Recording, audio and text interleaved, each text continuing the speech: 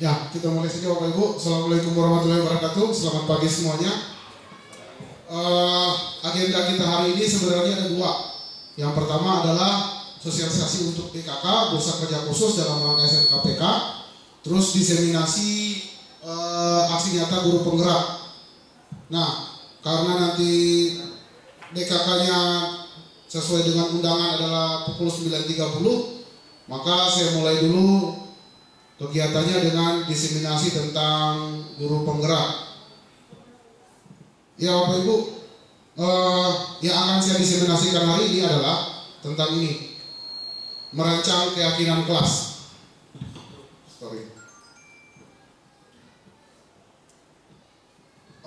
Salah satu, jadi buat Bapak Ibu yang sedang mengikuti program guru penggerak sekarang,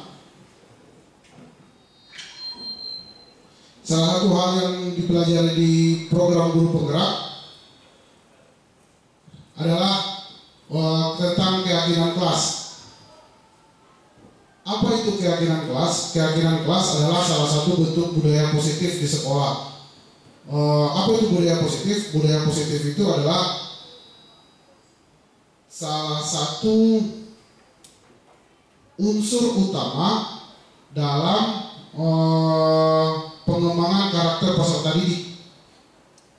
Nah, manifestasi dari budaya positif itu adalah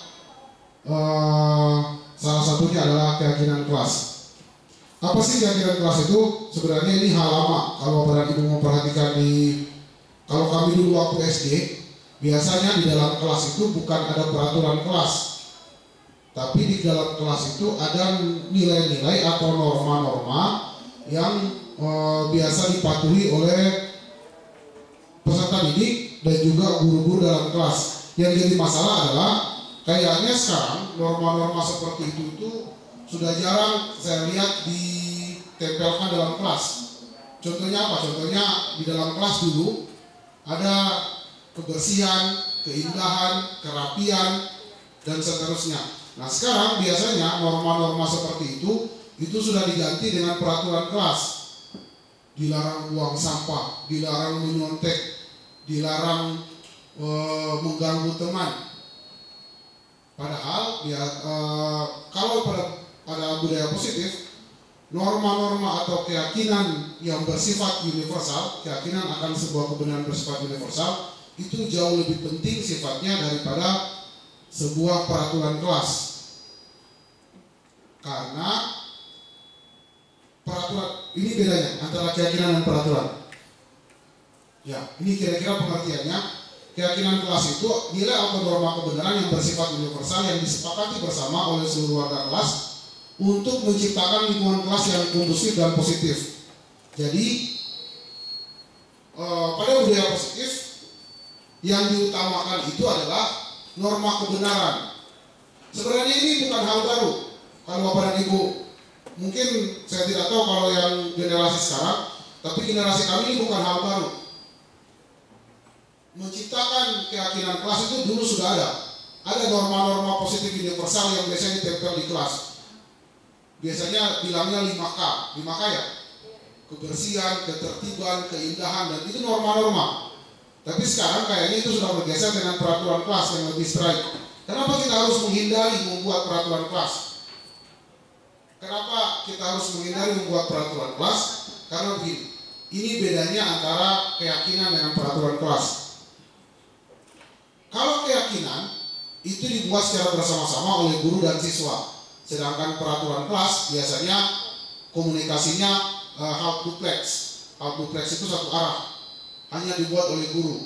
Terus keyakinan kelas itu berisi nilai dan norma yang bersifat universal, positif dan tidak terlalu banyak.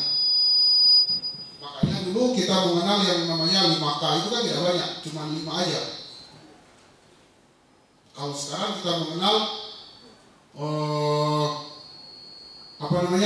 peraturan-peraturan kelas. Saya tertarik dengan itu, sedikit terdistrak dengan itu. SOP praktik siswa.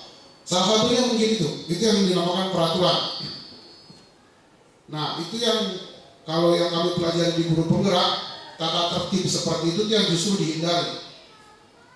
Jadi daripada kita membuat tata tertib kelas, mending kita membuat keyakinan kelas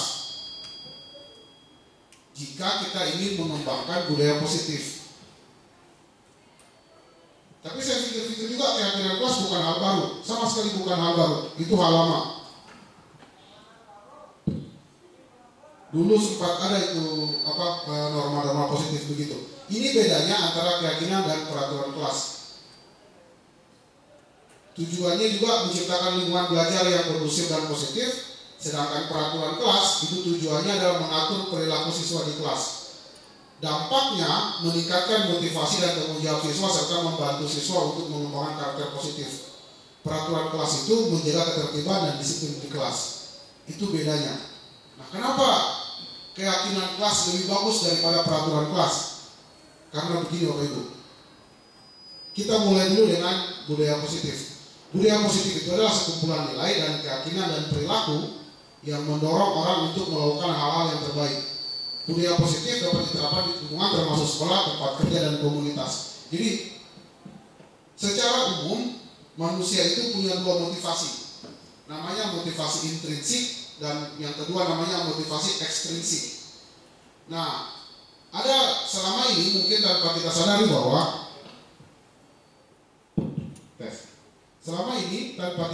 bahwa kita banyak dengan peraturan itu yang kita dorong adalah motivasi ekstrinsik.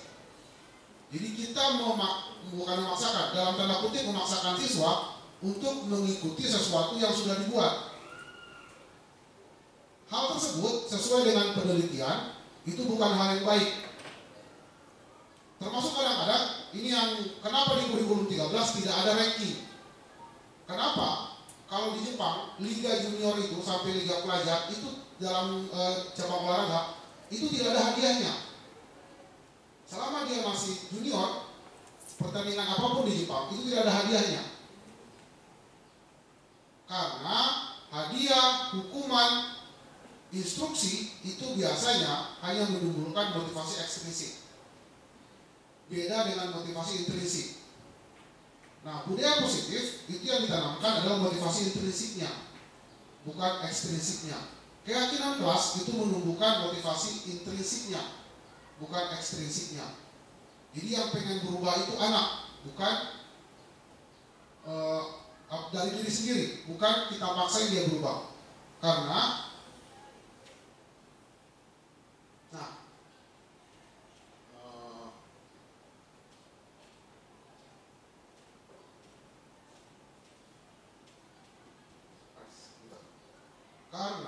saya ada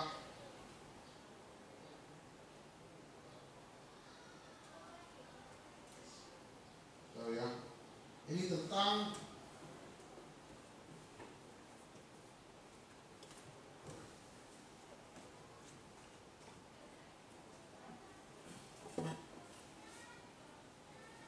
miskonsepsi tentang kontrol.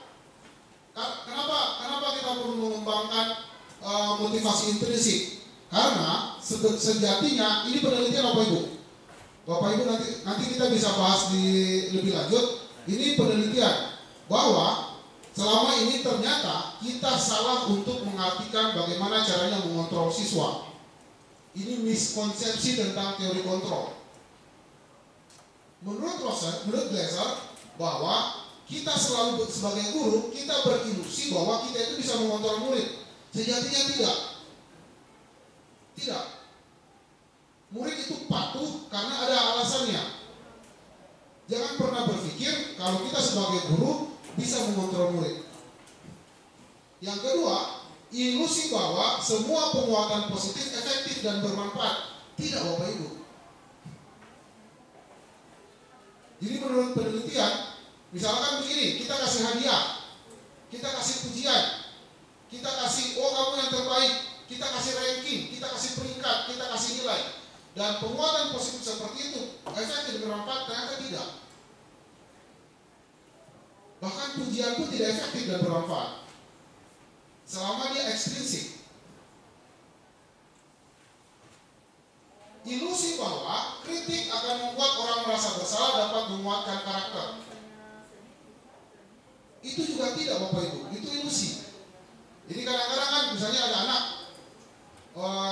kita dalam posisi membuat merasa bersalah. Kamu ini sudah mengecewakan Bapak sudah begini, kamu ini sangat, dengan harapan bahwa membuat dia merasa bersalah, karakternya jadi kuat. Ternyata tidak.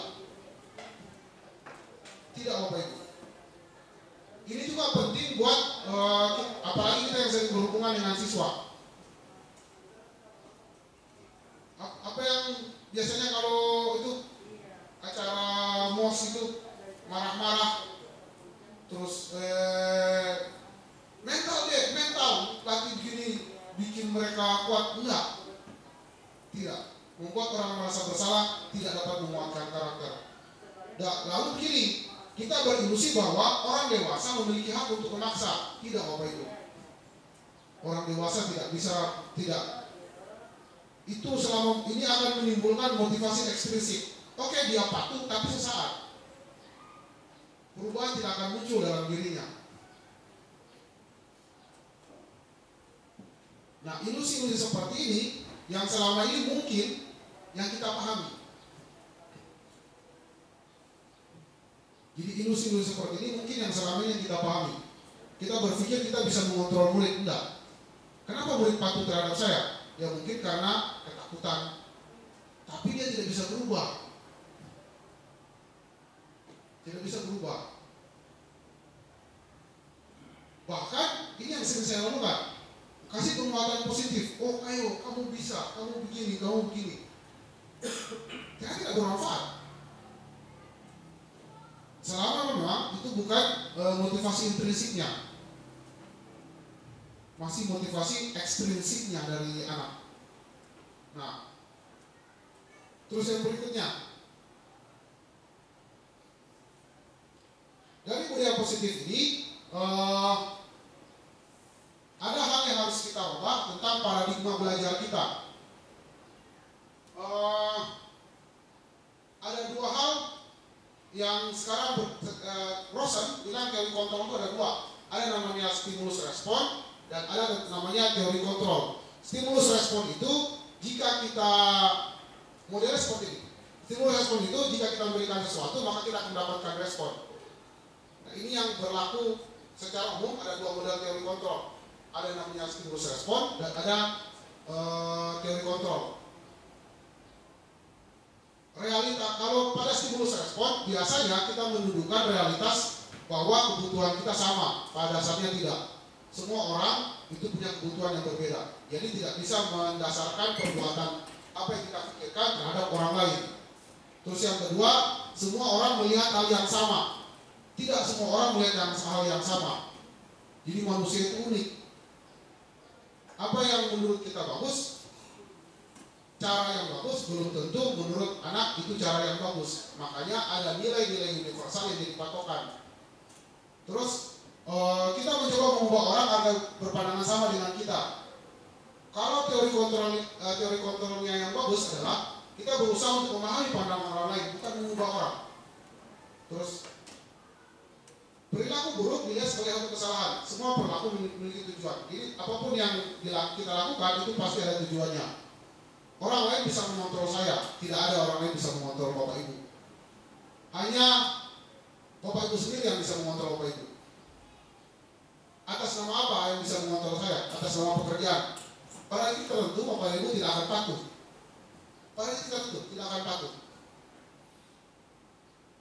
Kepatuhan itu datang mungkin karena segan, karena misalnya kepala sekolah nyuruh, karena dia pimpinan. Satu saat ketika dia tidak jadi pimpinan lagi, mungkin orang tidak akan patuh, karena motivasi begitu tidak muncul secara intrinsik. Begitupun anak. Begitupun anak.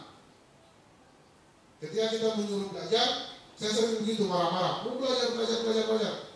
Oke, mereka masuk di lab, diam.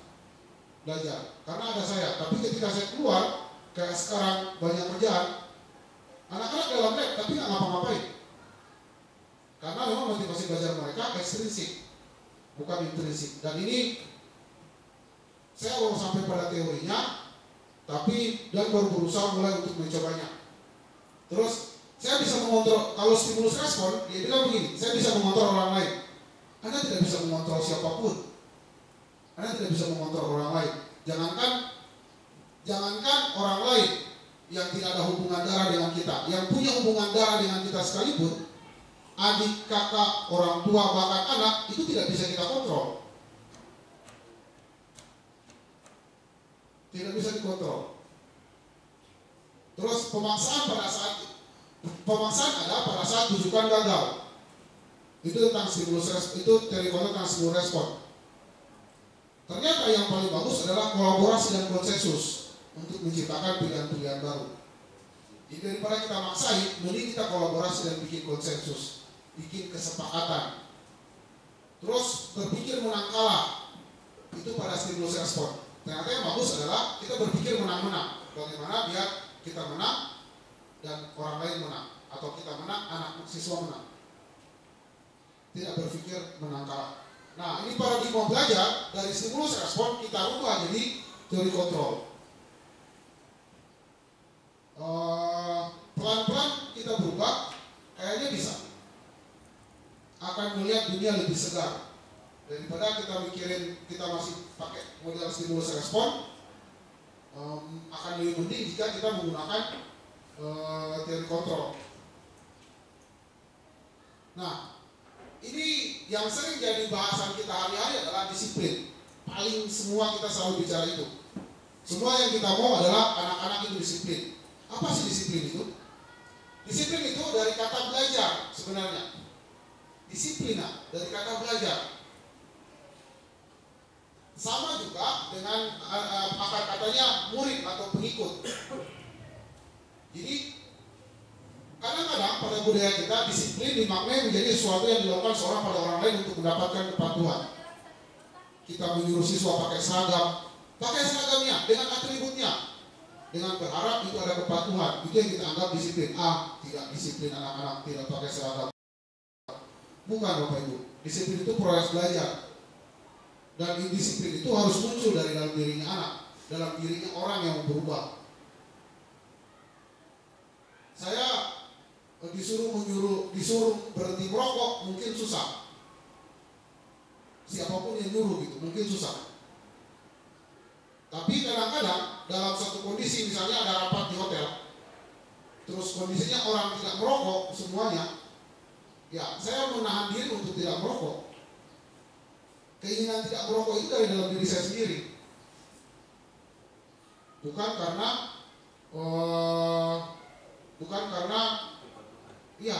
peraturan.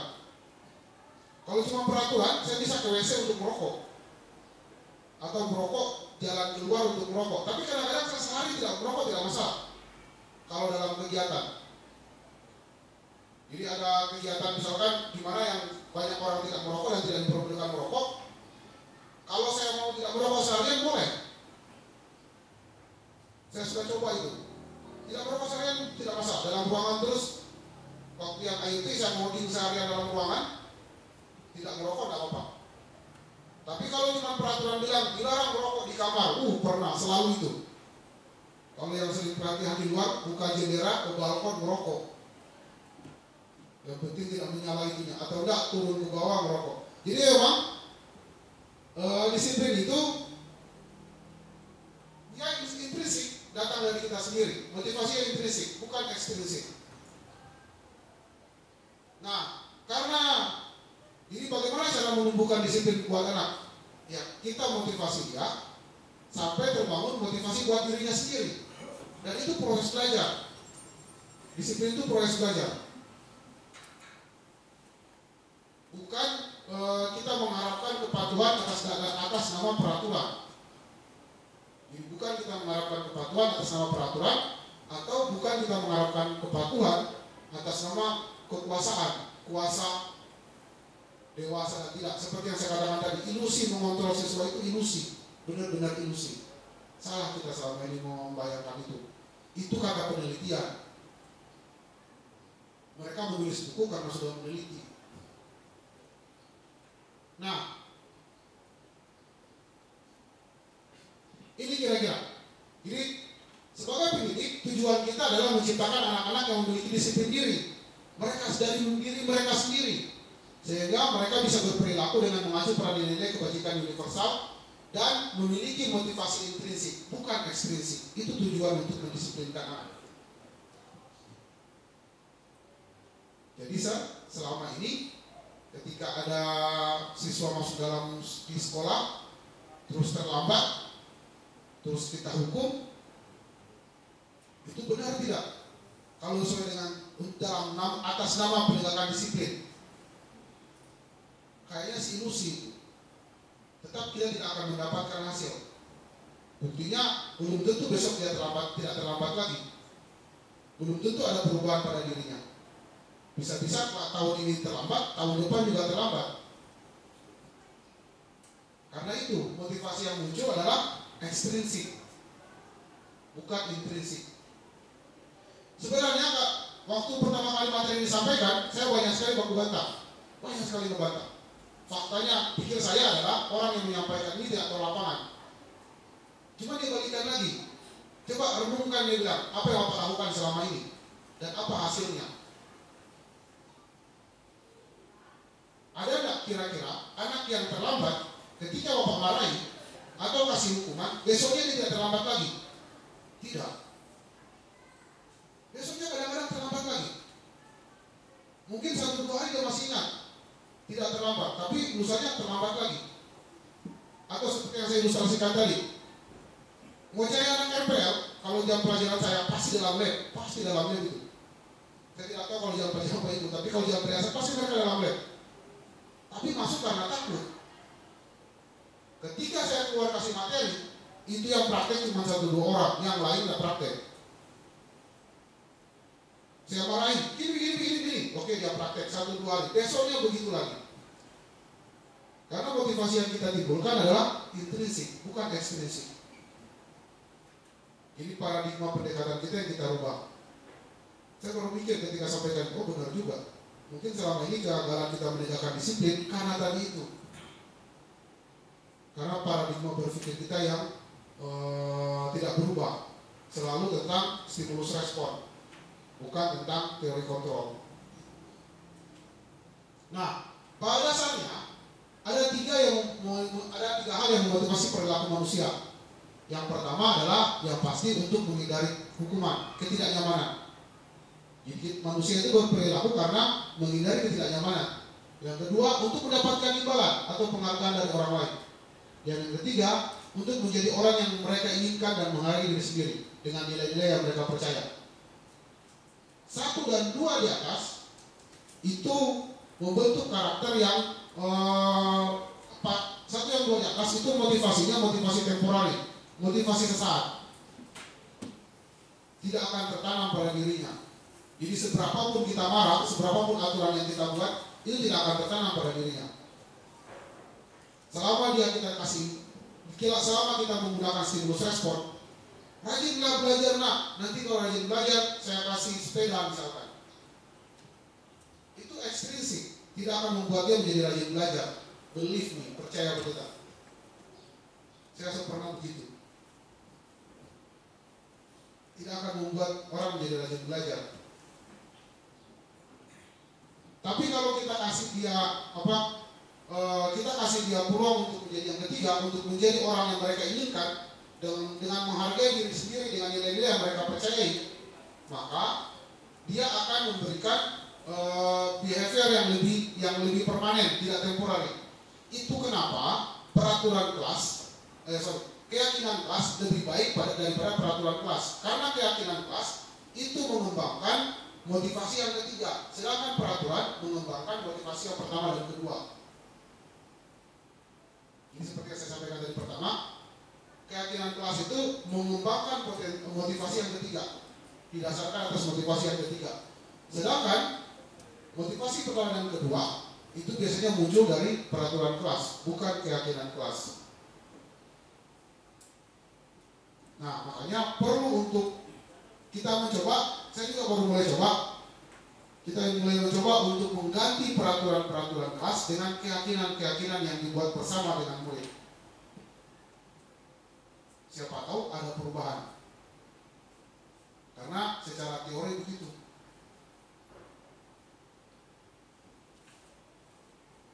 Nah, ini tentang hadiah. Ini kenapa dari dulu 2013-14. Waktu itu ada rencana bikin kelas khusus. Saya lupa namanya, kelas khusus, kelas dinsus di sekolah.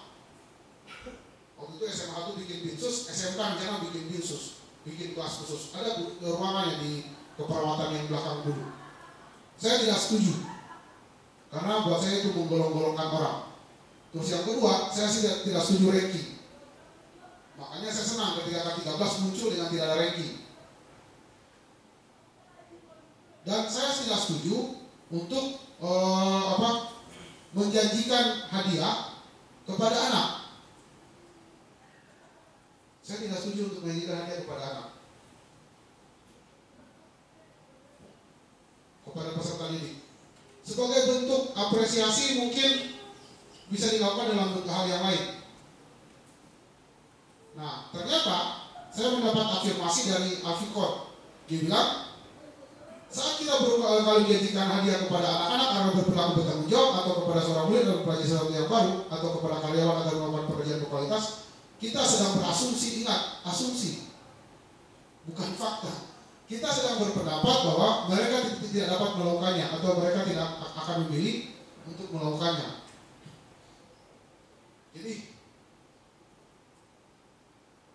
kalau ya itu ya lagi-lagi balik kayak tadi, motivasi yang muncul adalah ekstrinsik, bukan intrinsik. Makanya saya tidak heran, biasanya saya baca tentang sepak bola di Jepang, itu Liga Junior tidak ada hadiahnya, sama sekali tidak ada hadiahnya. Tidak ada uang, tidak ada hadiah sertifikat, cuma klubnya naik-naik. Ini lolos di sini, prefektur sini, main ke distrik sini dan seterusnya. Tapi tidak ada hadiahnya. Dan buktinya juga Indonesia begitu. Indonesia karena terlalu banyak hadiah dari Liga Junior, kita bagus juniornya untuk sepak bola. Seniornya berantakan. Anak-anak sudah tahu uang. Ada hal menarik, waktu berapa tahun yang lalu saya sempat meneliti kecil-kecilan, kenapa orang Pegunungan banyak putus sekolah? Kenapa anak kecil di Pegunungan itu banyak putus sekolah? Waktu saya masih punya warnet. Banyak anak-anak, kalau kita semua ke sekolah, anak-anak yang main di warnet itu rata-rata anak-anak umur sekolah. Kita marahi yang jaga. Ini kenapa umur sekolah datang di warnet? Kasih pulang. Terus kita coba tanya-tanya, ini kenapa tidak sekolah lagi? Kenapa tidak sekolah lagi? Ternyata uang. Buat anak kebudayaan, nyari 50-100 ribu itu gampang. Buat anak-anak kecil di kebudayaan, nyari 50-100 ribu sehari dapat mereka. Lah angkatnya lah, cetak, gampang. Jadi ketika motivasi untuk sekolah adalah dapat uang, atau nanti dapat hadiah, atau segala macam, mereka tidak perlu itu. Atau untuk dapat jajan, mereka tidak perlu itu. Mereka bisa lebih banyak dapat daripada dijajankan buat mereka. Ketika uangnya lebih banyak didapat dari kerja daripada jajan, ngapain sekolah? Nah, mungkin karena paradigma sekolah kita selama ini adalah bekerja, cari uang. Kenapa sekolah? Ya biar dapat pekerjaan yang layak, biar dapat mencari uang dan seterusnya. Kita mengkompensasi ilmu dengan uang. Dan buat mereka kalau begitu ngapain sekolah? Kalau bisa dapat uang lebih banyak. Nah, ini 5 kebutuhan dasar. Kalau tadi motivasi perilaku manusia, nah ini 5 kebutuhan dasar manusia. Kebutuhan dasar manusia itu, yang pasti yang utama adalah bertahan hidup. Yang kedua adalah penguasaan, kasih sayang dan rasa diterima, kesenangan dan kebebasan. Ini berlaku universal. Semua, buat guru, buat siswa. Jadi siswa juga itu perlu penguasaan, perlu kesenangan, perlu kebebasan, perlu kasih sayang dan rasa diterima. Ya kalau bertahan hidup kita paham semuanya, makanya mereka jajan. Ada hal menarik yang nanti mulai belajar baru kita paham. Pak Anton sempat cerita bahwa masalah kantin. Ini anak sesudah kata Pak Anton dan Perdi, sesudah diwawancara, kenapa mau banyak keluar, makan di luar, lapar. Porsi makanan di kantin kurang, atau harganya mahal, jajannya tidak berbanding, sedangkan di luar murah. Dimarahi besoknya begitu lagi, dimarahi besoknya begitu lagi. Karena mungkin orang tidak paham kalau mereka juga perlu bertahan hidup. Itu kebutuhan dasar. Nah, jadi anak juga perlu kebebasan, anak juga perlu kesenangan, anak juga perlu kasih sayang dan rasa diterima, bukan cuma orang. Bahkan dia perlu penguasaan juga. Nah ini tadi yang teori kontrol. Jadi ini miskonsepsi kita tentang bagaimana mengontrol orang. Dalam hal ini bagaimana guru mengontrol murid. Ini miskonsepsi kita. Kita berilusi bahwa guru bisa mengontrol murid. Tidak, Bapak Ibu. Saya katakan guru tidak bisa mengontrol murid. Bahwa semua penguatan positif itu efektif dan bermanfaat. Ternyata tidak juga. Tidak juga. Memuji, memberi hadiah, ternyata tidak juga. Terus kritik dan membuat orang merasa bersalah dapat menguatkan karakter. Tidak. Oh kamu, siapa ada suruh begini, siapa biar mentalnya bagus, biar ini bagus. Tidak. Kritik dan membuat orang merasa dapat menguatkan karakter. Tidak. Ilusi bahwa orang dewasa memiliki hak untuk memaksa, itu juga tidak. Sama sekali tidak. Itu jauh, Pak. Kayaknya kalau itu sih kita semua sudah paham bahwa orang dewasa itu tidak memiliki hak untuk memaksa. Siapapun tidak memiliki hak untuk memaksa atas nama apapun. Kita mau melakukan ini kenapa? Karena datang dari kita sendiri. Sebenarnya Bapak Ibu, itu yang saya mau perlihatkan dari dulu. Kadang-kadang, ya ini sedikit cerita aja. Kadang-kadang saya terjebak dari apa yang saya inginkan. Saya ingin bikin perusahaan misalkan. Saya terjebak terus dengan situasi sekolah. Susah keluar dari sekolah. Kenapa saya kadang-kadang saya mikir, kenapa saya keluar dari sekolah ya? Kenapa saya tidak berhenti aja? Toh tidak jadi apapun. ASN juga bukan. P3K juga bukan. Gaji juga tidak jelas. Kenapa saya tidak berhenti saja di rumah terus bangun perusahaan? Saya ternyata tapi baru saya dapat ternyata saya melakukan sesuatu yang saya senangi. Datang pagi-pagi, saya ngoding, saya senang sekali ngoding. Saya ngoding yang saya ajarkan ke anak-anak. Terus terang Bapak Ibu, saya mengajar anak-anak itu mengetes. Karena saya yakin bahwa kita itu sebagai guru akan lebih paham apa yang kita ajar, akan lebih paham sebuah materi jika kita bisa mengajarkannya kepada anak-anak, kepada orang lain. Nah itu saya tertantangnya di situ. Saya akan paham tentang JavaScript, akan lebih paham tentang JavaScript jika saya bisa mengajarkannya kepada anak. Dan anak yang saya ajarkan itu paham. Jadi kalau kita bisa kata Einstein begini, kalau kamu bisa mensederhanakan semesta dalam bahasa yang sederhana, berarti kamu paham. Tapi kalau kita tidak bisa menyederhanakan semesta dalam bahasa yang sederhana, kamu tidak paham dengan semesta. Nah, itu sebenarnya menarik dari mengajar itu. Saya belajar, saya banyak belajar hal baru. Hal baru itu saya meyakinkan diri saya kalau saya tahu. Nah, cara saya meyakinkan diri saya kalau saya tahu adalah saya ajari orang lain. Dalam hal ini siswa. Kalau yang saya ajari itu paham, berarti saya tahu. Dan itu mengasihkan. Terus terang itu intrinsik dalam diri saya. Itu kenapa saya susah keluar dari sekolah. Ngoding dan memberitahu orang lain itu intrinsik dalam diri saya. Itu kenapa saya tidak belajar banyak ilmu keguruan. Karena mungkin saya bosan dengan itu. Tapi kalau saya ngajarin anak nih, ada anak RPL yang tidak punya laptop, cuma tidak punya laptop, kesulitan, kayaknya kenal komputer juga nanti di SMK, terus saya ajarin, dia bikin aplikasi game dari JavaScript. Yang saya hampir yakin, kemarin saya undang pemateri eksternal untuk ngajar waktu praklik. Itu pemateri eksternal bahkan kaget ketika dia lihat anak bikin game. Saya sedikit yakin kalau dia tidak tahu. Nah, di situ kepuasan saya. Kepuasan saya adalah saya bisa ngajarin anak sesuatu yang baru. Saya bukan ngajarin yang puasnya adalah saya tahu bahwa saya paham. Ketika saya ngajarin dia dan dia paham, berarti memang betul kita paham. Itu yang bikin saya susah beranjak dari sekolah. Yang kedua, memang saya terfasilitasi untuk mengerjakan apa yang saya sukai. Datang, duduk, ngoding, belajar, itu hal yang saya sukai, itu betul-betul intrinsik. Nah, sekarang mungkin Bapak Ibu bisa bertanya kepada Bapak Ibu sendiri juga. Saya ke sekolah ngapain ya? Karena anak-anak juga begitu, mereka ke sekolah ngapain ya?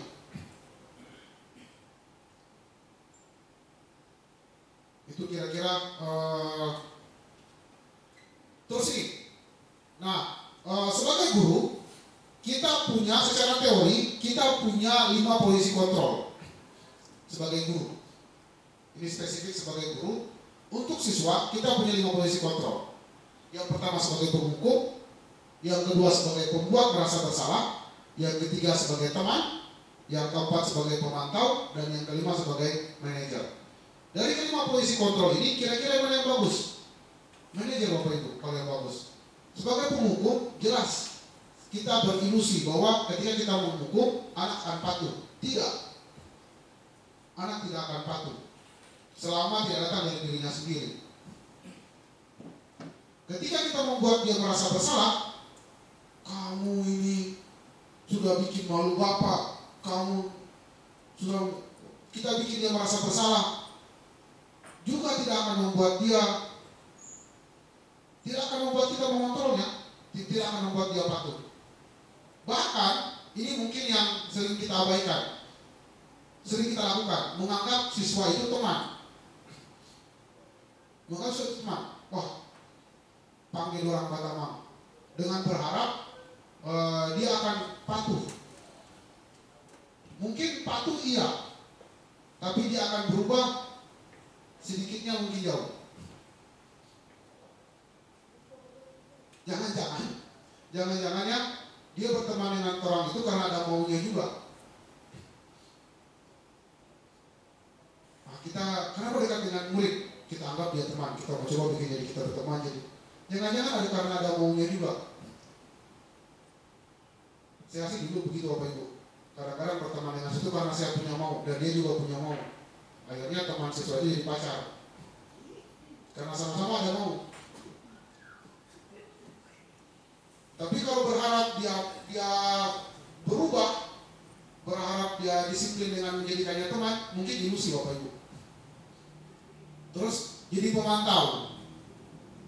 Memantau juga itu motivasi yang muncul dari anak adalah ekstrinsik. Kita menulis, melihat, mempelajari gerak-gerik siswa dan seterusnya.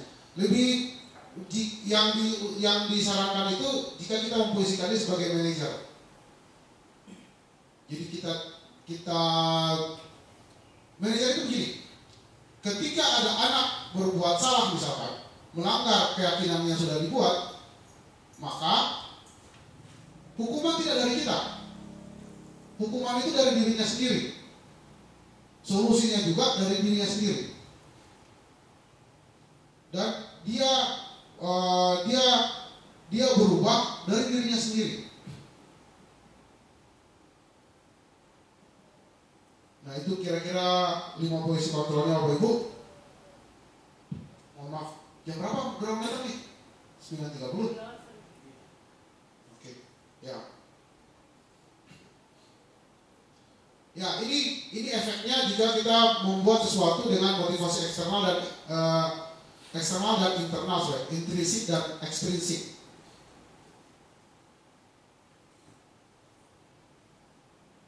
Kalau motivasi eksternal,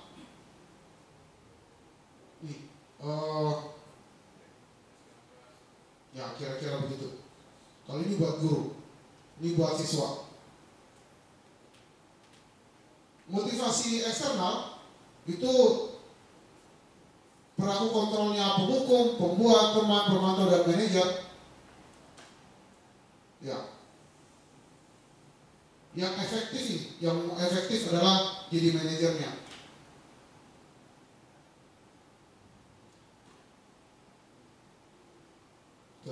Terus dampak ini. Dampak pada murid, kalau kita jadi penghukum, itu akan mengulangi kesalahan berulang kali. Perilaku menjadi agresif. Terus jika kita berposisi kontrol sebagai pembuat merasa bersalah, maka dampaknya pada murid adalah rendah diri. Murid akan merasa rendah diri, merasa gagal dan tidak berharga. Kalau kita menjadi teman, maka dampaknya pada murid adalah tergantung, tidak mandiri dan tidak bisa memutuskan.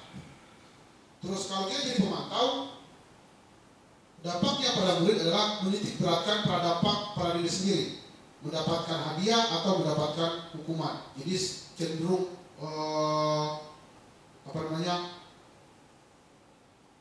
dia mikirin dirinya sendiri, egois. Tapi kalau kita berposisi kontrol sebagai manajer, maka akan muncul motivasi intrinsik. Dampaknya pada murid adalah mengevaluasi diri, bagaimana menjadi diri yang lebih baik. Itu dampaknya pada murid. Kaitannya dengan dunia berkualitas, murid meletakkan guru di luar dunia berkualitas. Kalau kita jadi penghukum, jangan salah ya, kalau kita jadi penghukum, maka murid akan meletakkan guru di luar dunia berkualitas. Kalau kita jadi pembuat merasa bersalah, murid meletakkan guru di dalam dunia berkualitas. Kalau kita jadi teman, murid meletakkan guru sebagai orang penting dalam dunia berkualitas. Kalau kita jadi pemantau, murid meletakkan guru peraturan di dunia sebagai peraturan di dunia berkualitas. Dan kalau kita jadi manajer, murid meletakkan dirinya sebagai individu yang positif dalam dunia yang berkualitas. Ingat, orientasi pendidik kita adalah murid. Jadi efek gurunya dia akan berkembang. Kalau kita jadi manajer, dia akan berkembang secara positif, berorientasi kepada murid. Tidak ada efek gurunya dalam dunia berkualitas.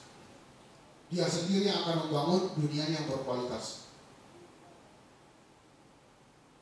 Itu kira-kira Bapak Ibu.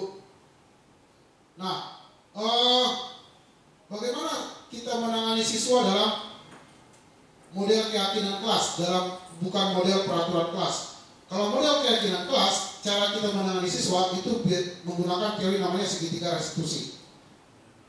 Segitiga restitusi, jadi bukan menghukum, tapi memulihkan. Restitusi itu memulihkan. Restitusi dalam pendidikan adalah proses pemulihan atau perbaikan yang dilakukan oleh siswa yang telah melakukan kesalahan. Restitusi bertujuan untuk mengajarkan siswa tentang tanggung jawab, konsekuensi, dan pentingnya memperbaiki kesalahan. Jadi bukan menghukum. Makanya kalau peraturan, konsekuensinya adalah hukuman, teori kontrol tadi. Tapi kalau keyakinan kelas, yang kita lakukan bukan menghukum. Yang kita lakukan adalah restitusi atau memulihkan, bukan menghukum. Nah, ini langkah-langkah untuk segitiga restitusi. Nah, balik lagi ke kesimpulan kita. Jadi judul materi kita kan membuat keyakinan kelas. Ini judul materi kita, membuat keyakinan kelas. Nah, sebenarnya bagaimana caranya merancang keyakinan kelas? Sudah kita paham tadi kenapa kita mesti merancang keyakinan kelas. Karena ini budaya positif, ini disiplin positif. Keyakinan kelas akan mendorong motivasi intrinsik daripada ekstrinsik. Nah, bagaimana sebenarnya cara merancang keyakinan kelas? Untuk merancang keyakinan kelas, kita bisa melakukan tahapan-tahapan sebagai berikut. Jadi, ini tahapannya. Sebelum kita merancang keyakinan, kita membuat peraturan dulu. Diskusikan dengan peserta didik peraturan-peraturan yang mereka mau. Misalnya, apa peraturan yang kita mau? Oke, dilarang ribut. Ya, dilarang ribut. Apa lagi? Dilarang makan di dalam kelas. Minta aja semua peraturannya. Minta peraturan-peraturan, lalu ubah peraturan itu menjadi kalimat positif. Jadi misalkan dilarang mengganggu teman, ubah menjadi kalimat positif. Jangan ada kata dilarang. Berbuat tertib di dalam kelas, itu kan kalimat positif. Dilarang makan di dalam kelas, ubah menjadi kalimat positif. Jadi tidak peraturan yang sudah disusun, minta aja peraturan dari siswa. Baru peraturan kita cari kalimat positifnya. Jangan menggunakan kalimat negatif lagi. Jangan ada kata dilarang, dilarang, dilarang.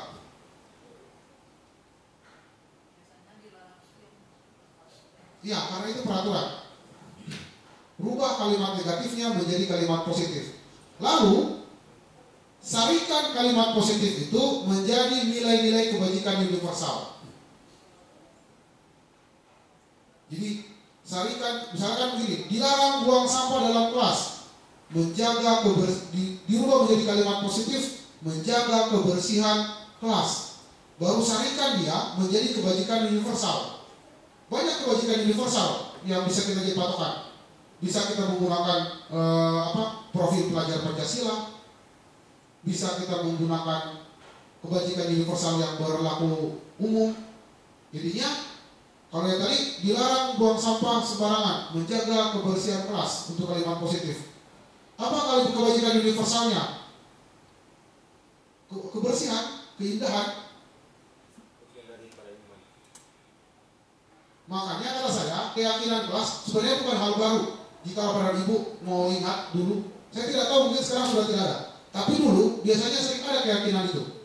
Kebersihan, keindahan, ketertiban, kerapihan. 5K. Di dalam kelas biasanya cuma itu. Tidak ada peraturan kelas. Tapi itu mungkin yang mau direkonstruksi kembali karena kayaknya sekarang instead of nempelin 7K, kita banyak nempelin peraturan. Sekarang sudah jarang saya lihat kelas-kelas yang ada nilai-nilai kebajikan universal. Sudah banyak rules yang di situ. Kalau dulu banyak kebajikan universal. 5K, 7K, PKK, ada itu PKK itu yang tuh. Nah, itu kebajikan universal. Jadi yang muncul dalam kelas adalah kebajikan universal. Kebajikan universal itulah yang menjadi keyakinan. Nah, terus melakukan pendalaman terhadap keyakinan kelas yang sudah dibuat dalam bentuk tabel T dan tabel Y. Tabel T itu kita bikin tabel, terus ditulis apa yang boleh, apa yang tidak boleh. Itu pendalamannya.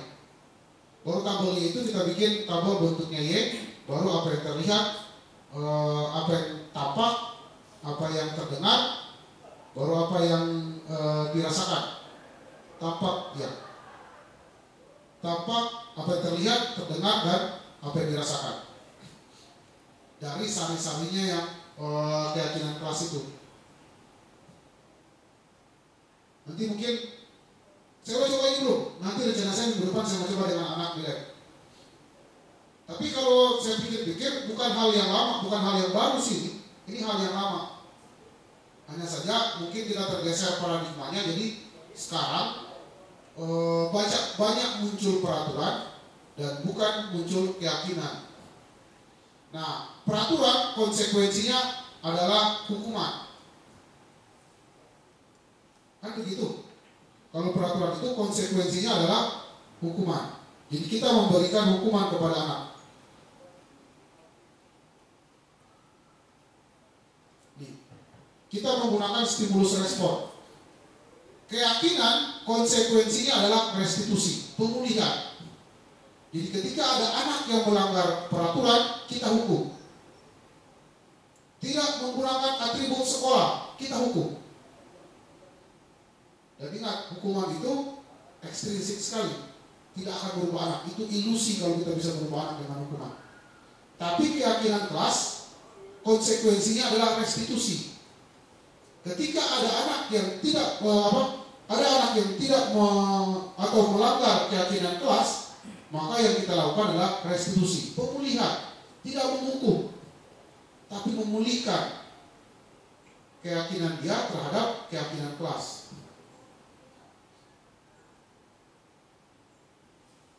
Mungkin kontroversial Bapak Ibu, tapi bisa kita coba. Ya, itu kira-kira apa yang kita lakukan untuk merestitusi. Setidaknya ada 3 langkah yang kita lakukan untuk restitusi atau memulihkan anak yang melanggar keyakinan kelas. Yang pertama, kita menstabilkan identitasnya. Secara teori, kita bisa menganggap bahwa semua akan melakukan yang terbaik yang bisa kita lakukan. Kita semua akan melakukan hal terbaik yang bisa kita lakukan. Jadi misalkan ada anak makan di kelas, dia melanggar keyakinan kelas, kerapihan misalkan, atau kebersihan. Kalau peraturan kelas bilang dilarang makan di kelas, maka yang kita lakukan menghukum. Tapi kalau kita keyakinan kelas yang dilanggar, dia melanggar kebersihan kelas, maka kita restitusi dia. Restitusinya kita pakai 3 langkah. Langkah pertama, ini kita stabilkan identitasnya, panggil dia dan ajak ngobrol. Kita semua akan melakukan, pasti saya yakin kamu tidak berniat untuk melanggar keyakinan kita sendiri. Kita sudah sepakat tentang keyakinan kita, pasti saya yakin kamu akan sepakat dengan keyakinan yang kita buat. Terus langkah kedua adalah memvalidasi tindakan yang salah. Semua perilaku memiliki alasan. Saya yakin ketika kamu makan tadi, karena itu melanggar keyakinan kita, maka pasti kamu punya alasan. Apa alasanmu makan di kelas? Baru langkah ketiga adalah menanyakan keyakinan. Jadi menurut kamu makan di kelas itu melanggar keyakinan kita tidak? Melanggar. Keyakinan apa? Menjaga kebersihan. Oke.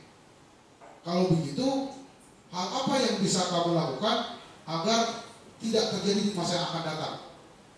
Itu namanya restitusi. Kita pulihkan lagi kepercayaannya. Nah, dengan menanyakan keyakinan, kita semua memiliki motivasi internal. Teori kontrol yang kita pakai, kita semua. Jadi pasti kita motivasi dia, kita tumbuhkan biar dia sendiri yang termotivasi untuk tidak melanggar keyakinan itu pada masa yang akan datang. Itu kira-kira apa Ibu diseminasi saya pagi ini. Jadi kesimpulannya adalah mari kita coba sama-sama mulai sekarang untuk lebih menggunakan keyakinan kelas daripada peraturan kelas sebagai salah satu bentuk budaya positif di sekolah. Mungkin kemarin Mendian sudah mensosialisasikan tentang budaya positif. Nah, saya lebih spesifik lagi. Salah satu aspek dari budaya positif adalah salah satu aspek. Salah satu bentuk dari budaya positif di sekolah adalah membuat keyakinan kelas dan bukan peraturan kelas. Kenapa keyakinan lebih bagus daripada peraturan? Saya kira alasannya sudah saya katakan tadi. Ilusi kontrol, paradigma pemikiran, terus paradigma pendidikan, terus motivasi dan kebutuhan dasar manusia yang harus kita pahami. Terus yang terakhir adalah jika pada peraturan kelas kita menggunakan hukuman sebagai konsekuensi dari pelanggaran, maka pada keyakinan kelas kita menggunakan restitusi atau pemulihan, bukan menghukum. Kita menggunakan pemulihan sebagai konsekuensi dari melanggar keyakinan kelas. Kira-kira itu Bapak Ibu. Terima kasih banyak atas perhatiannya. Sambil menunggu pemateri berikut dari DKK, dari Disnaker, mungkin ada yang bisa kita diskusikan. Saya persilakan.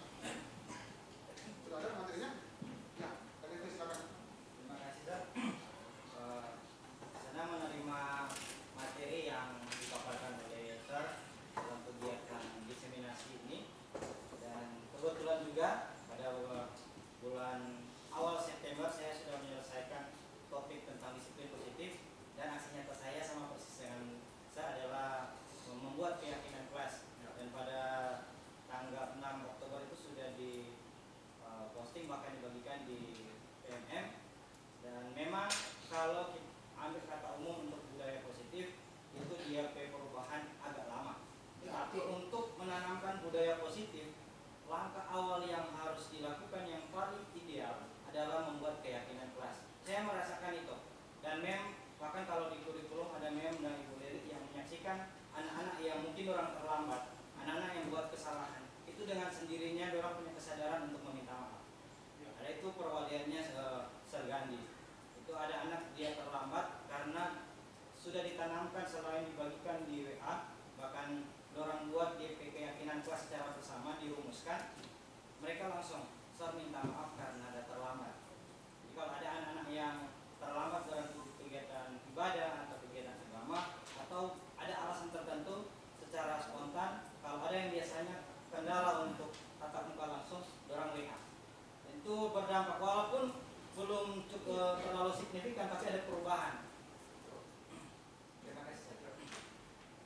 Terima kasih Kak Devin. Memang benar, membangun namanya juga budaya. Budaya itu proses, bukan sesuatu, bukan perubahan yang mendasar, bukan perubahan yang mendadak. Budaya itu proses, dan dia pasti butuh waktu. Tapi yang pasti adalah sebebal-bebalnya saya bisa yakin kalau ini salah satu cara untuk berubah. Mungkin kalau Bapak Ibu, saya kira pengalaman dengan saya. Kalau saya ini tukang baku bantah. Apa yang tidak sesuai dengan pengalaman saya hari-hari, biasanya kita membantah. Tidak begini. Ini tidak, yang menyampaikan ini tidak pernah ada di lapangan. Bagaimana jika satu hari ada 100 orang terlambat atau 20 orang terlambat, dan kita mesti restitusi? Habis waktunya untuk restitusi.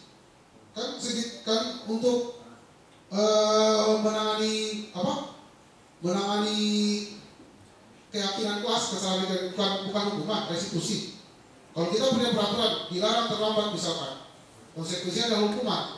Tapi kalau kita punya peraturan adalah datang sekolah tepat waktu, atau keyakinan kelasnya adalah tepat waktu, atau nilai kebenaran universalnya adalah tepat waktu. Berarti ketika dia tidak tepat waktu, konsekuensinya adalah restitusi. Kita kasih pemulihan. Nah, bagaimana jika ada 30 atau 20 orang yang tidak tepat waktu? Akan menghabiskan waktu untuk restitusi? Iya, akan menghabiskan waktu untuk restitusi. Tapi efeknya adalah motivasi yang akan muncul dari mereka itu intrinsik, tidak ekstrinsik. Itu kata teorinya. Daripada selama ini kita menangani orang terlambat dengan hukuman. Ternyata setelah bertahun-tahun kita di sini, kita buktikan bahwa hukuman itu tidak efektif. Tidak mungkin mengurangi jumlahnya. Tapi coba lihat orang yang terlambat dengan orang yang lompat pagar atau orang yang jarang masuk kelas. Biasanya dia terus, dia lagi, mungkin sadar 1-2 bulan. Tapi berikutnya begitu lagi. Saya berapa hari ini itu sudah memindahkan 2 orang kelas 12. Saya berusaha pindahkan sekolah 2 orang kelas 12 karena itu kemungkinan lulusnya sudah rendah. Makanya sarankan pindah sekolah. Ternyata hadiah yang kita berikan di kelas 11 dan pemakluman yang kita berikan di kelas 10 tidak merubah sikapnya.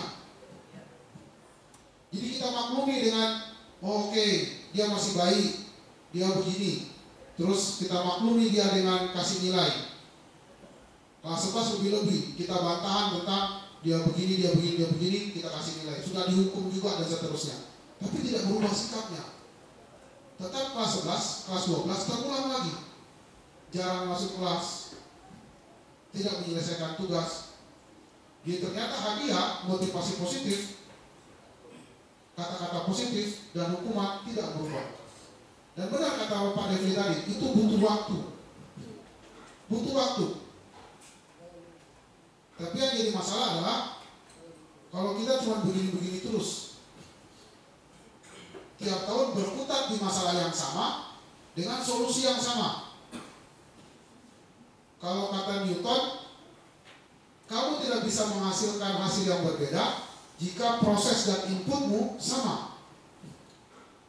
Jadi kalau misalkan kita input ada blender, terus kita masukin mangga, terus yang keluar jus mangga.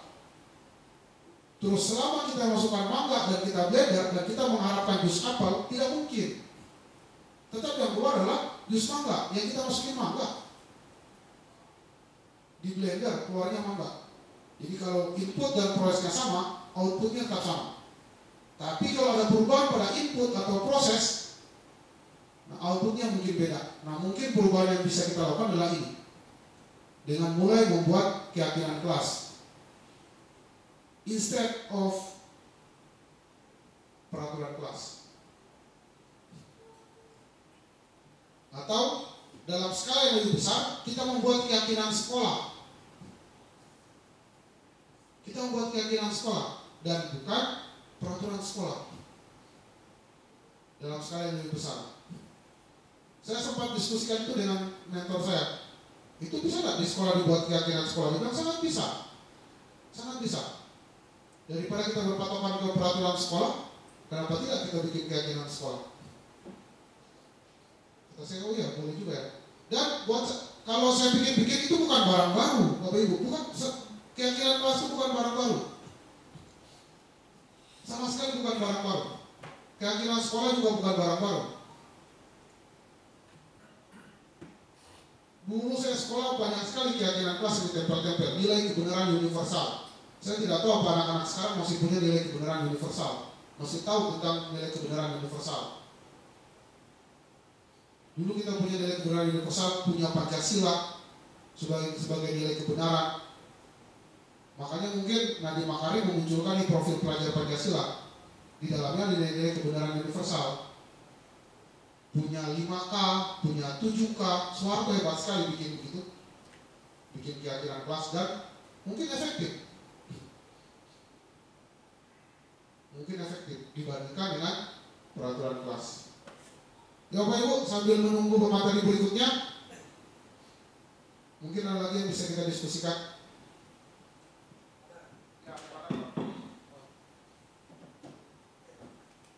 Terima kasih. Sebenarnya yang disampaikan ini, kalau bagi kita yang ada di program kejuruan, dalam hal ini yang profesinya sebagai guru, sebenarnya dasar-dasar ini kita sudah dapat di dalam mata kuliah dan mata kuliah itu sendiri kan seperti ini.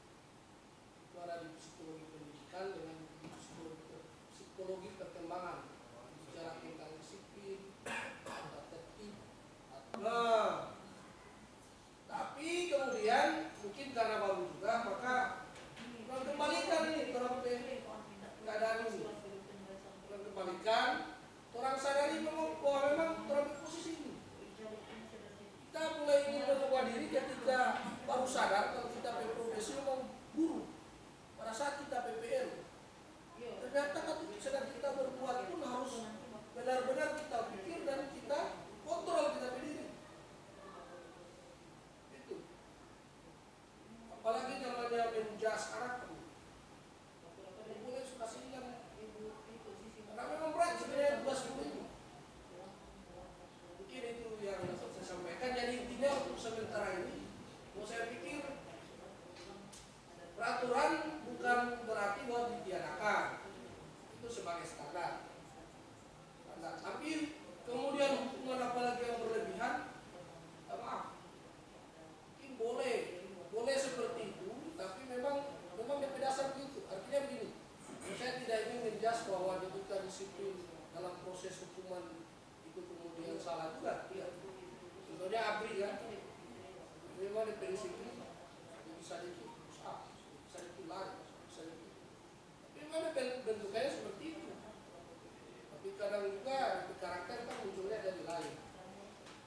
Karakter jadi karakter yang dendam, keras dan sebagainya. Jadi intinya kita tolong orang sadarkan orang diri bahwa orang posisi adalah guru dan orang munculkan orang kepedulian.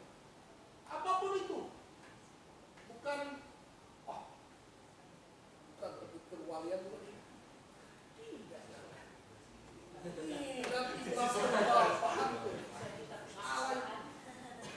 Hal apapun kecil, ya. Anak-anak, perhatikan, anak-anak kalau di belakang orang waktu iko, kadang orang kadang ya. Tapi ada guru yang lihat itu dia langsung panggil, kemudian kasih tahu. Kamu jangan kesepian, karena itu bagian dari tugas sebenarnya. Itu kembali ke tugas mendidik dan mengajar. Mengajarkan diri mungkin kalau dia so tahu, orang lebih bangga. Tapi mendidik itu luar biasa itu mas. Mungkin itu dari saya, terima kasih. Ya, terima kasih Pak Anton. masih menunggu ke materi ya, materi kedua. Dan betul,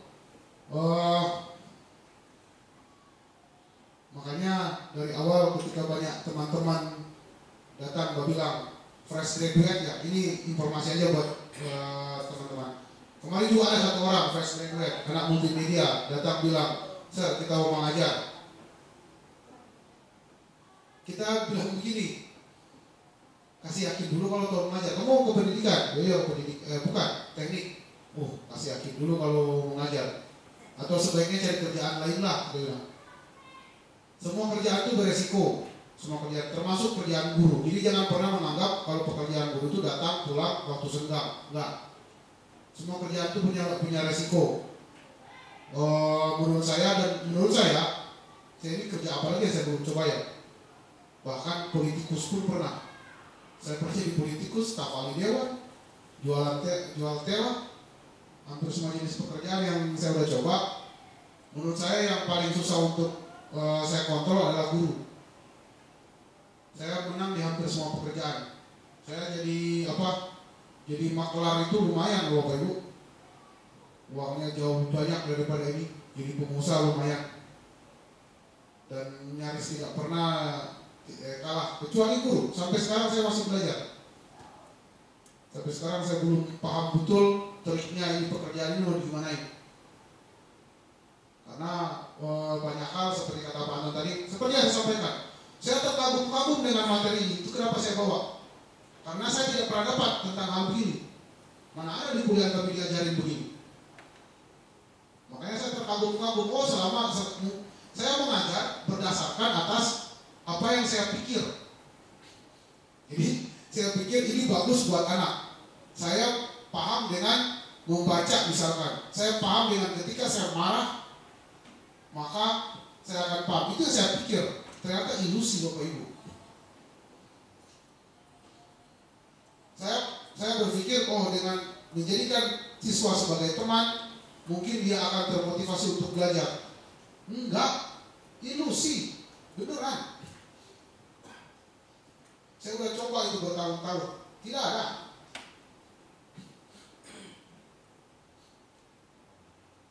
Kalau memang bukan motivasi yang sendiri untuk belajar, ini Gandhi buktinya. Perwalainya Gandhi, hampir sekelas pertama jadi teman, terakhir benci semua ke saya. Karena itu, mereka memang tidak termotivasi untuk belajar, walaupun saya anggap sebagai teman. Jadi ketika saya tidak menganggap mereka teman lagi, mereka tidak punya motivasi belajar lagi. Jadi ternyata itu ilusi. Dan ini pekerjaan yang memang serius. Dan kebetulan Bapak Ibu sudah berkecimpung di sini, serius. Serius, karena yang mau digimana lagi, so di sini pekerjaannya begini, serius.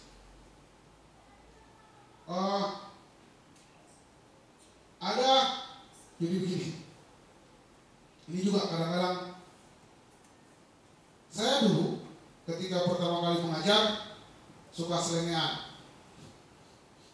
Kalau pakaian sampai sekarang, tapi kadang-kadang perbuatan saya suka selengean. Jadi misalkan duduk, gimana ngomongnya, selengean. Tapi berjalannya waktu 1-2 tahun saya mengajar di Tangerang, saya tinggal di Tangerang itu saya tinggal di mes di dalam sekolah. Di anak-anak biasanya datang ke bangun pagi di dalam mes untuk ngajar. Nah kadang-kadang saya selengean untuk masuk kelas, kadang-kadang duduk karena kebetulan tinggal dalam mes, jadi pakai ceper duduk. Ini mesnya dalam lingkungan sekolah. Kadang-kadang pakai kaos gantung duduk dalam lingkungan sekolah. Jadi anak-anak kalau pergi WC lewat patroli mes sudah mau lihat. Tapi beberapa bulan berikutnya saya mulai paham kalau saya itu guru, saya itu mengajar. Jadi ditirunya bukan cuma dalam kelasnya, tapi ditirunya juga ketika di luarnya. Ya setidaknya saya mulai melakukan perbaikan lah. Tidak ceperan lagi, tidak kawasan lagi ketika di depan siswa misalkan. Apalagi kalau misalkan, kalau saya dulu masih mending, saya cuma tinggal di lingkungan sekolah, kadang-kadang masih sedikit jauh. Nah apalagi kalau misalkan masih jam sekolah, sama-sama dengan anak-anak. Jadi ada namanya norma kepatutan, temannya norma Ali. Nah norma kepatutan ini yang kadang-kadang mesti kita pertimbangkan tentang patut tidaknya kita di sekolah. Ini ada cerita apa itu? Dulu saya punya guru ini dulu hampir semua anak muda. Gandhi, Didi, Heru, Fendra, yang ganti generasi ketiga. Itu hampir semua anak muda. Saya sempat bilang ke Pak Salman dulu waktu Pak Malensan kalau nggak salah. Saya tidak peduli itu guru yang mengajar itu dia tahu dia mau tuju dia tahu yang mau tuju. Pak Malensan bilang, nggak kasih materi, kasih kurikulum, orang tahu nggak kalau orang mengajarkan. Kita nggak peduli Pak, dia bilang. Yang penting orang masuk kelas dulu. Ketika orang masuk kelas, anak-anak pasti tertarik. Wah, emang kenapa Pak Malensan bilang? Soalnya orang ganteng-ganteng dengan stylish dibandingkan dengan kita yang kita model old school. Datang ke sekolah pakai celana kain, kadang-kadang sendalan, rambut acak-acakan, tapi dulu Gandhi, Didi lah. Gandhi, Didi, Heru, wih stylish sekali, memang betul-betul zamannya Ferdinand itu, memang betul-betul Pak Guru sekali lah. Jarang sekali kita berapa lihat. Didi mungkin pakai kaos hari Jumat, tapi dia pakai sepatu merah. Jadi memang gagah sekali berapa lihat. Nah itu kita bilang pemanasan, kita tidak peduli orang tahu mau tujuh atau enggak, itu materi. Orang masuk kelas saja, anak-anak sudah tertarik dengan orang. Jadi norma kepatutannya itu ada. Norma kepatutan itu mereka betul-betul bisa membawa diri mereka sebagai guru. Kalau menurut saya dalam satu step.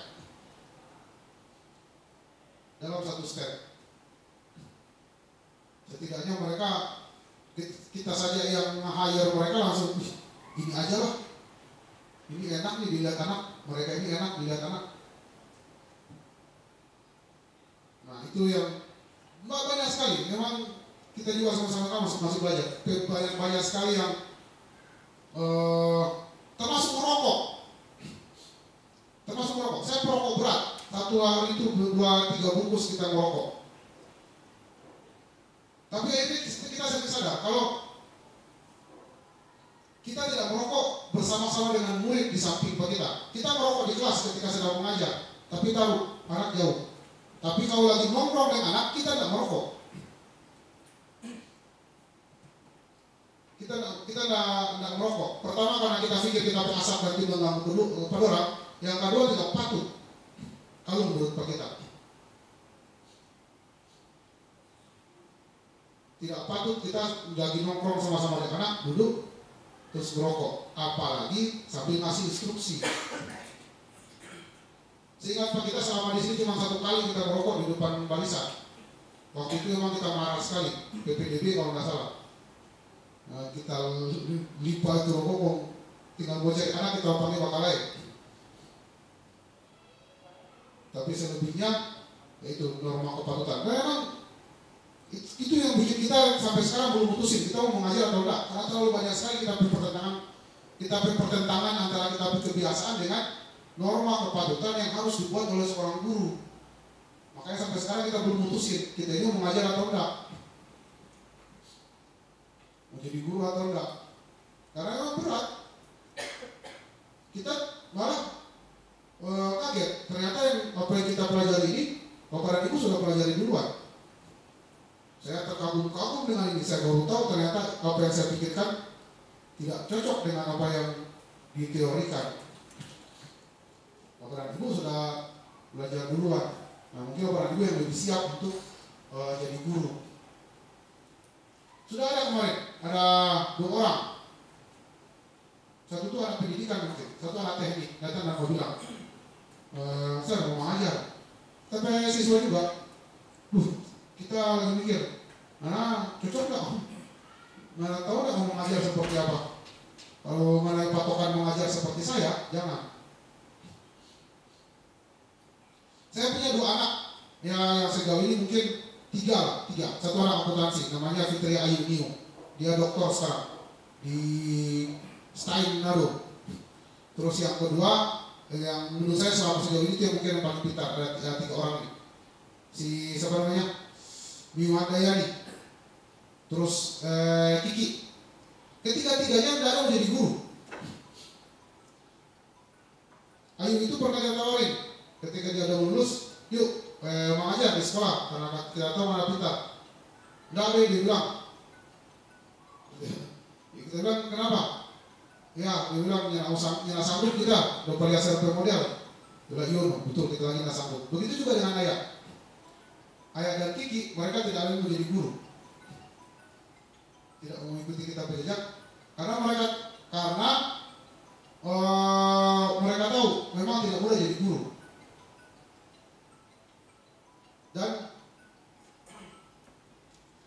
Dan itu tipikal mereka, karena mungkin mereka mencontoh saya, dan saya katakan kalau model saya tidak cocok untuk jadi guru, tipikal mereka memang sedikit selainnya hampir sama dengan tipikal saya.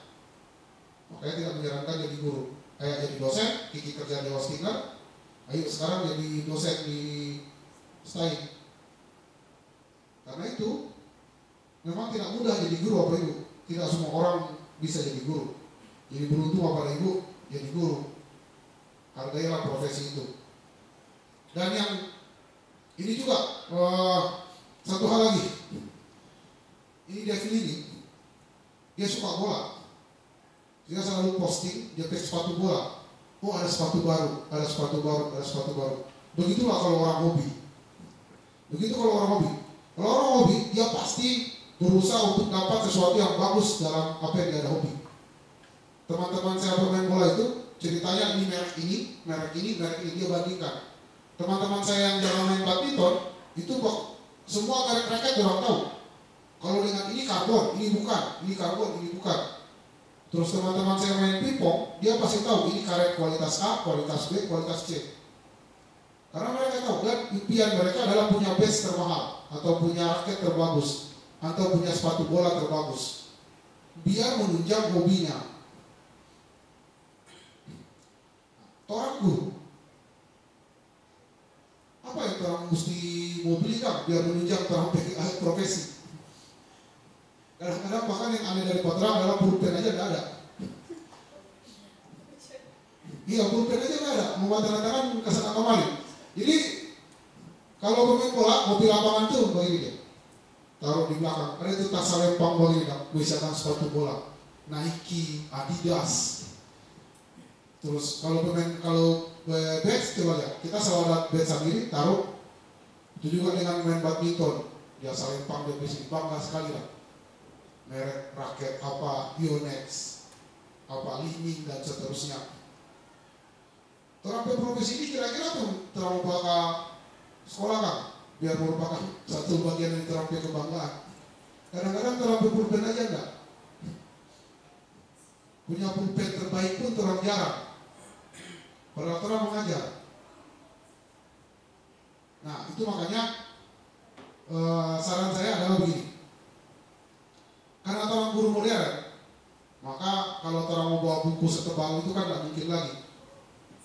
Orang mau bawa apa namanya